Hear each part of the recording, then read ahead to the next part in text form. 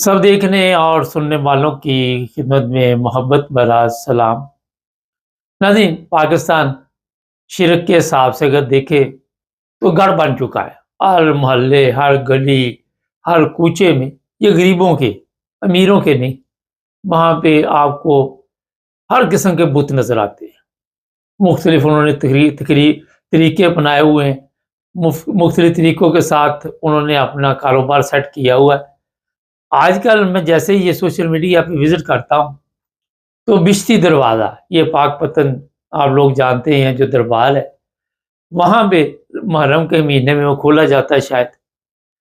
मैं देख रहा था कि लोगों की वहाँ पे भीड़, वहाँ पे लाइनें लगी हुई दूर-दूर तक और धिक्के लगा रहे हैं, फिर पुलिस वाले उनको चपेड़े भी लगा रहे हैं, अंदर जब वो दरवाज़े से दाखिल होते हैं। और इसी तरह वहाँ पे मेरा ख़्याल है कि ये जो मुहर्रम का महीना है, इसमें लोग जाके वो समझते हैं कि इस दरवाज़े से बताया ये जाता है, जो मुझे समझ आई है। मैं तो वैसे शिरक के बहुत ख़िलाफ़ हूँ।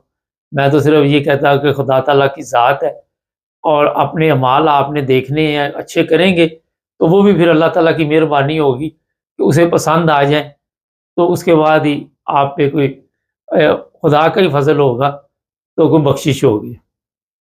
इस दुनिया में जो लोग भी इस तरह की बातें करते हैं, मैं वैसे ही उनके सख्त खिलाफ हूँ।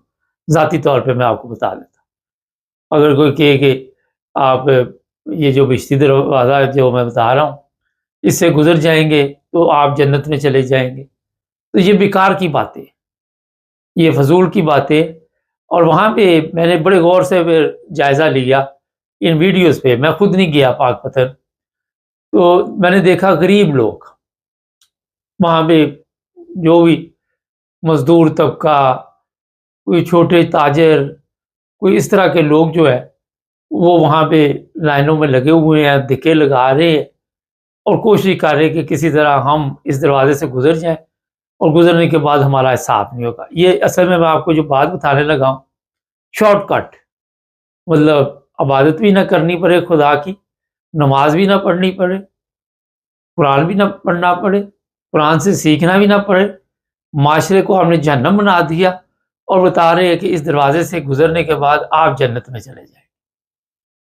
ये जो जहालत पाकिस्तान की है, हर जगह पे मज़ार, हर जगह पे कोई ना कोई तरीका वारदात, लूट-मार का।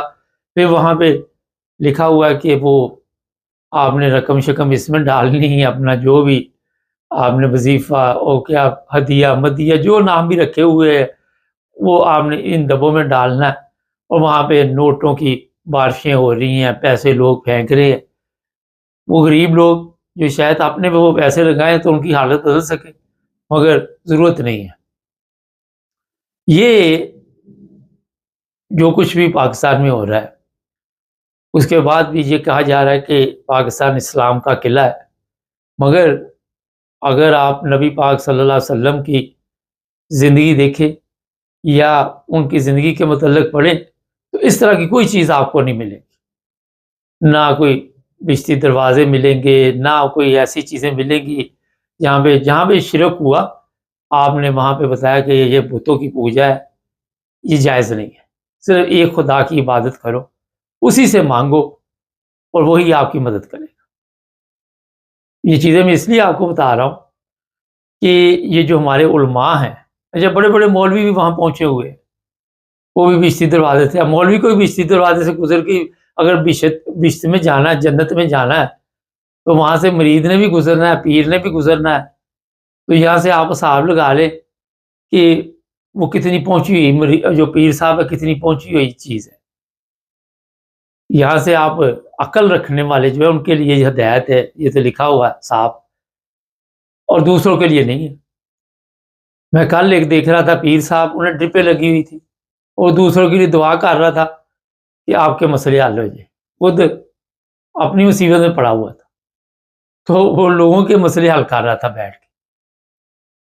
ये कौम की हालत बना दी गई है और उसके बावजूद भी कौम के लोग उसको झुक-झुक के सलाम कर रहे थे, झुक-झुक के उसे मिल रहे थे। अगर उनमें से अक्ल होती तो वो कहते भी पहले अपना तो इलाज ठीक कर लो, हमारा तो बाद में कर लेना। मगर अक्ल पे पर्दा डाल दिया गया कौम, علماء، پیروں فقیروں نے، اور یہ بتایا گیا کہ آپ جو مرضی کریں. اچھا، یہ بہشتی دروازہ جو ہے نا، آپ چوری کرے، زنا کرے، بچوں کے ساتھ جو مرضی کرے، بچیوں کے ساتھ جو مرضی کرے، رشوت لے، جو مرضی کرے، ان کا کہنا ہے جی کہ اس دروازے سے آپ گزر گئے تو آپ کے گناہ جو ہے معاف، آپ سیدھے جنت میں جائیں گے اور کوئی کام نہیں. فرشتوں کو، کیونکہ انہوں نے آپ کا پھر حساب نہیں لینا. علماء نے ان کے ذہن میں یہ ڈالا ہوا ہے. اب مرنے کے بعد تو یہ جنت کے ان کو خواب دکھاتے ہیں، کیونکہ پیسے پوسے کھینچنے ہوتے ہیں. ایک چیز ذہن میں رکھیں، جب بھی کسی نے کسی کے سے کسی طریقے سے پیسے کھینچے نا، تو اس کو پہلے دوزخ کا ایک ایسا نظارہ عذاب کا انہوں نے چیک کرانا ہے باتوں باتوں میں، کہ جو اگلا بندہ ہوگا اس کا دل پگھلے گا، اس کا دل یہی ہوگا پتہ نہیں باقی سارے بھاگ جائیں گے، مجھے جہنم میں جانا پڑے گا. تو اس جہنم نے پھر آپ کی جیبیں ہلکی کرنی ہے. اگر آپ کسی کو کہہ دیں نا کہ کوئی حساب نہیں ہونا، کوئی مسئلہ نہیں، بے فکر ہو جائے، سیدھی جنت میں جائیں گے، تو لوگ پھر اس طرح نہ دے. پھر یہ مال جو اکٹھا ہوتا ہے، یہ میں اب آپ کو بتانے لگا ہوں. یہ مال جاتا ہے بڑے بڑے لوگوں کے پاس، اس کے حصے ہوتے ہیں، اس پہ پھر جن لوگوں کا قبضہ ہے مال پہ، وہ عیاشی کرتے ہیں. وہ وہاں پہ ایسی عیاشی کرتے ہیں جو سب غیر اسلامی ہوتی ہے، ان کا اسلام سے کوئی تعلق نہیں ہوتا. اکثر ان میں ایسے آپ کو ملیں گے جو زانی، شرابی، اس طرح کے لوگ ملیں گے. اب اگر یہاں پہ چلیں جی، فرض کریں ایک منٹ کے لیے مان لیتے ہیں کہ جی یہ پیسہ غریبوں میں تقسیم ہوتا ہے. میں آج ہی دیکھ رہا تھا، روزانہ اتنی میرے نظر سے خبریں گزرتی ہیں کہ وہ بجلی کا بل نہیں دے سکے، لڑکے نے اور بہنوں نے خودکشی کر لی. 40,000 روپے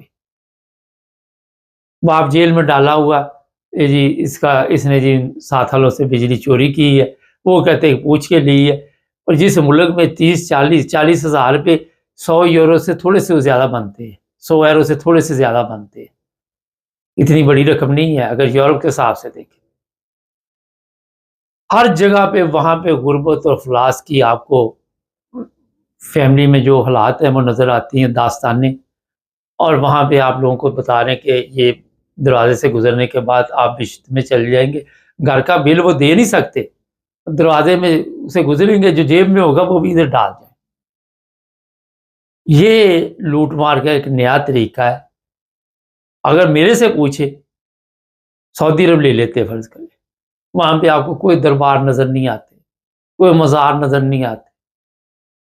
وہاں پہ جو قبریں ہیں، جس طرح سادہ قبریں بنی ہوئی ہیں، اصل میں وہی اسلام ہے. وہاں آپ دیکھ لیں مختلف لوگ جاتے ہیں یہاں پاکستان سے، پوری دنیا میں سے بھی، عمرہ کے لیے، حج کے لیے، زیارت کے لیے. آپ کو کوئی ایسی چیز نظر نہیں آئے گی.